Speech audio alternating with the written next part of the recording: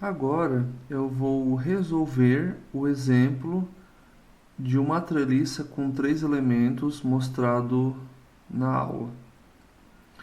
Inicialmente, nós precisamos encontrar as forças de reação em cada apoio.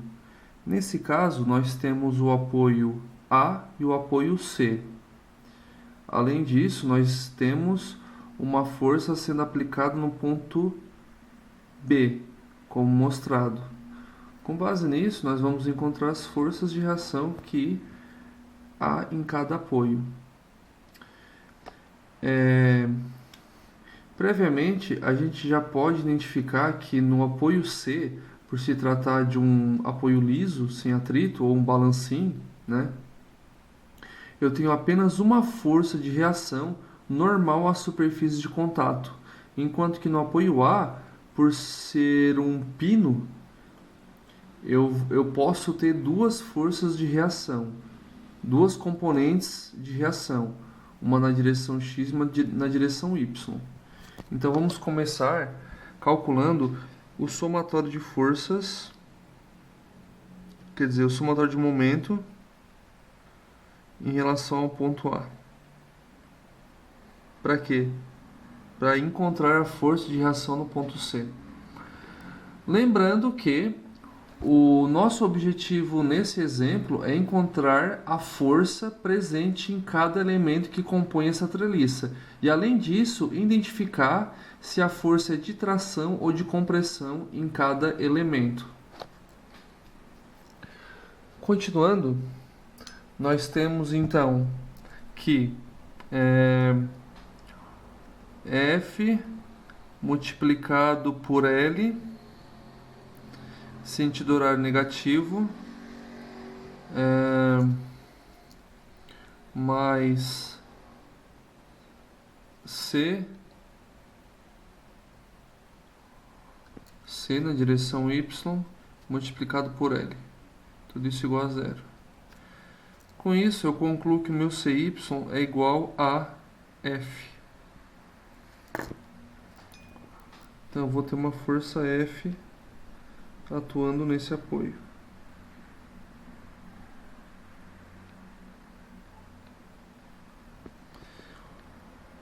E nesse apoio eu vou ter que força?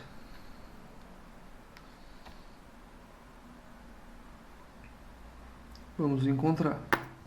Então, para encontrar as forças no apoio A, basta eu aplicar somatório de forças na direção X igual a zero e somatório de forças na direção Y igual a zero.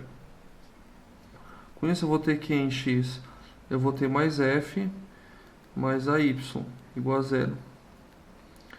A Y vai ser igual a menos F. Então, se eu coloquei para a direita, eu vou ter que colocar para a esquerda, uma vez que o sinal ficou negativo.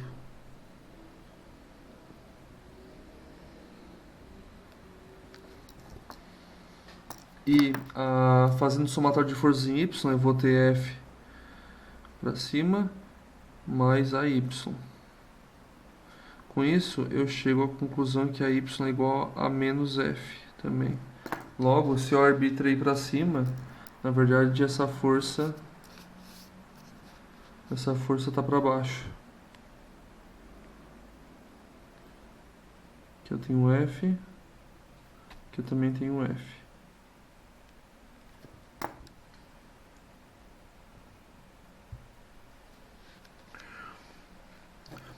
Depois de encontrar as forças de reação, o meu segundo passo é aplicar o método dos nós para encontrar a força em cada elemento.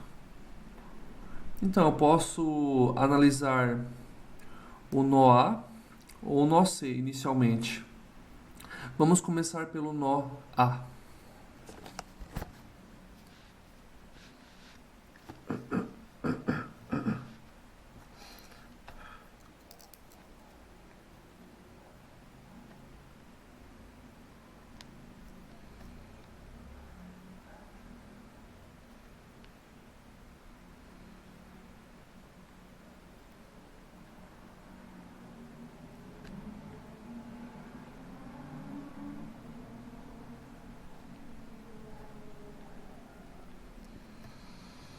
Então eu tenho uma força F para baixo e uma força F para a esquerda. Eu quero encontrar a força F AB e a força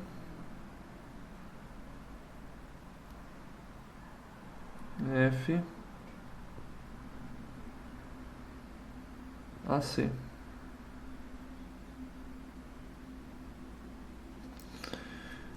Para isso, eu vou fazer somatório de forças na direção X e somatório de forças na direção Y. O que eu vou ter? Menos F mais FAC igual a zero.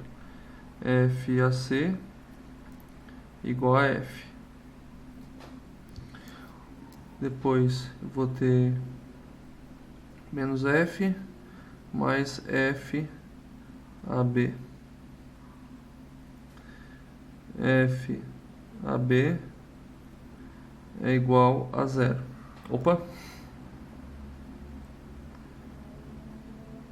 É igual a F.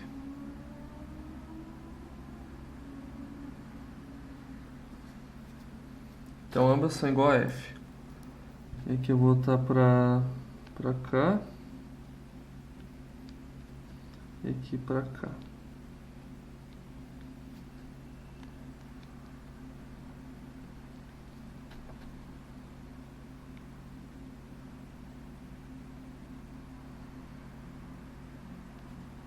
Então percebo que aqui eu tenho uma força de tração e aqui eu tenho uma força de tração também. Tração e tração, né? Por quê? Porque se eu traciono o elemento tende a internamente fazer uma força para dentro, né? Porque se eu puxo o elemento para fora, o elemento reage com uma força contrária, né? Atuando com uma força interna direcionada para dentro, como mostrado. Então as forças que a gente mostra em cada elemento são as forças internas que o elemento que existe no elemento, né? Então percebam que a força no elemento AB é uma força F de tração, a força no elemento AC é uma força F também de tração. Eu utilizei o T abreviando tração. Eu utilizo o T para abreviar o termo tração. E para concluir, falta a gente encontrar a força presente no elemento BC. Então nós vamos analisar o nó B agora.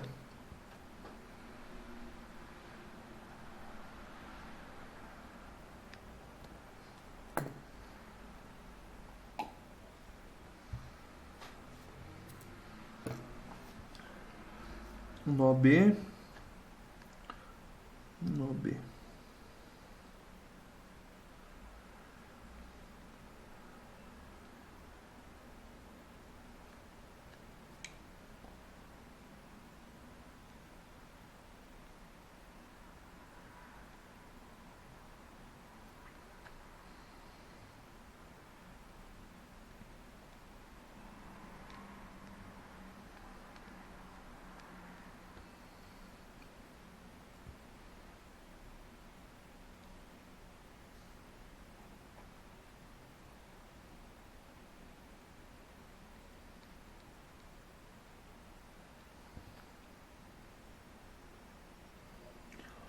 Então, eu quero encontrar a força F BC. Eu já sabia que essa força estava nesse sentido porque a sua componente obrigatoriamente teria que estar à esquerda, né? Porque se eu tenho uma força F à direita, eu preciso de uma outra força F à esquerda para equilibrar o sistema, né? A mesma coisa quando eu analiso a força na vertical. Se tem uma força F para baixo, a componente dessa força tem que ser F para cima para equilibrar o sistema, né? Lembrando que eu estou tratando de um equilíbrio estático. Então, somatório de forças em x igual a zero, somatório de forças em y igual a zero. O que nós vamos fazer agora? A gente tem F positivo menos FBCx igual a zero. Aqui eu vou ter F positivo menos FBCy,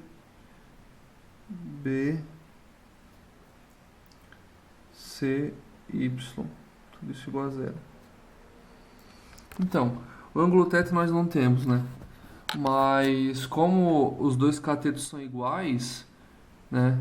Como eu tenho dois catetos com valor de L, ou seja, são iguais, obviamente que eu vou ter dois ângulos iguais que serão iguais a 45 graus, né? Que são iguais a 45 graus. Tanto o ângulo entre o elemento AC e CB, como o ângulo entre o elemento AB e BC, né? Então, tanto o ângulo no vértice C como o ângulo no vértice B vão ser de 45 graus. Logo, eu vou ter um seno igual a raiz de 2 sobre 2 e um cosseno igual a raiz de 2 sobre 2. Ou um seno igual a 1 sobre a raiz de 2 e um cosseno igual a 1 sobre a raiz de 2. Por quê? Porque raiz de 2 sobre 2 é igual a 1 sobre a raiz de 2, né? Então, o que eu vou ter? Vamos substituir, então, F menos FBC multiplicado por seno de 45, ou cosseno de 45 é 0,707, igual a zero. Aqui também, né? F menos FBC vezes 0,707 igual. Então FBC vai ser igual a quanto?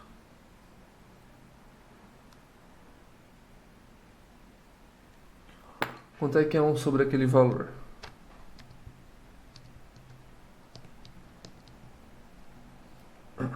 Um 1,414 F. E aqui também 1,414 F. Caso alguém não tenha entendido, eu vou fazer um desenho rapidamente aqui embaixo para esclarecer essa questão do ângulo. Caso alguém não tenha enxergado, eu vou complementar mostrando como eu encontrei aquele valor.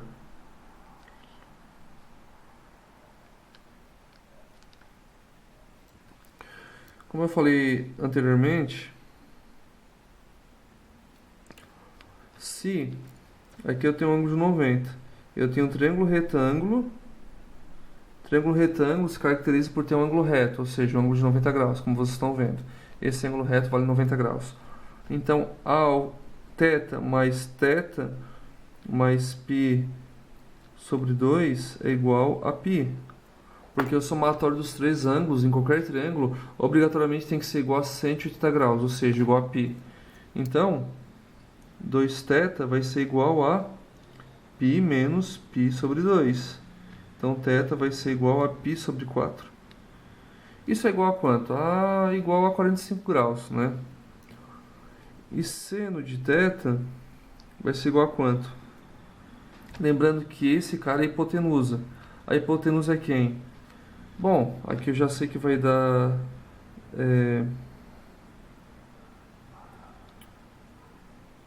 vai ser igual a... vai ficar L ao quadrado mais L ao quadrado. Eu vou tirar a raiz de L ao quadrado mais L ao quadrado. Ou seja, raiz de 2L ao quadrado. Logo, vai ser igual a L raiz de 2. Então, vou botar aqui L raiz de 2. Então, o seno vai ser igual a L sobre L raiz de 2. Cosseno de θ vai ser igual a L sobre L...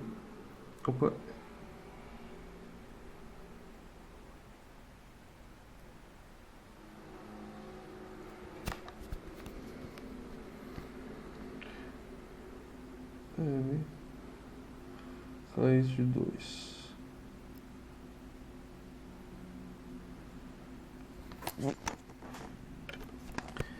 E, como eu comentei anteriormente,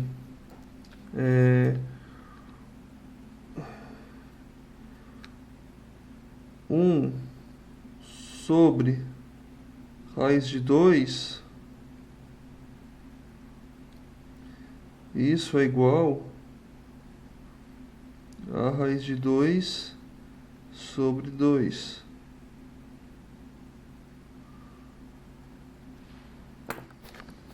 Então, 1 sobre raiz de 2 é igual a raiz de 2 sobre 2. E esse é o resultado do seno de θ ou de cosseno de θ, né, que vai dar 1 sobre raiz de 2, como vocês podem ver. 1 sobre raiz de 2, que é igual a raiz de 2 sobre 2. Que foi o que eu coloquei quando eu substituí no lugar do seno ou do cosseno. Lembrando que 45 graus, quando eu tiro o seno, eu tenho aquele valor. Ou eu tiro o cosseno, né?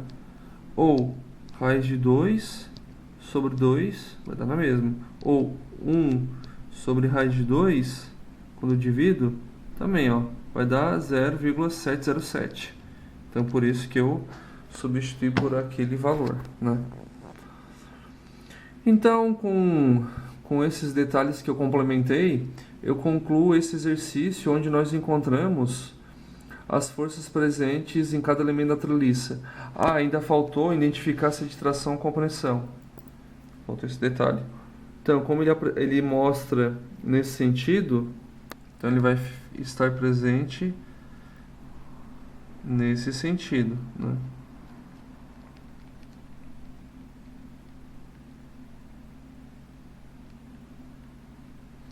E nesse caso eu vou ter compressão, porque se eu tendo a apertar um elemento, ele reage de forma contrária, como mostrado, né? Porque nesse caso eu estou mostrando como o elemento reage quando aplicado uma força de compressão, né? Então o elemento definido pelos pontos B e C, ele tem uma força de 1,414F de compressão, né? Como vocês estão vendo. E com isso eu concluo este exemplo.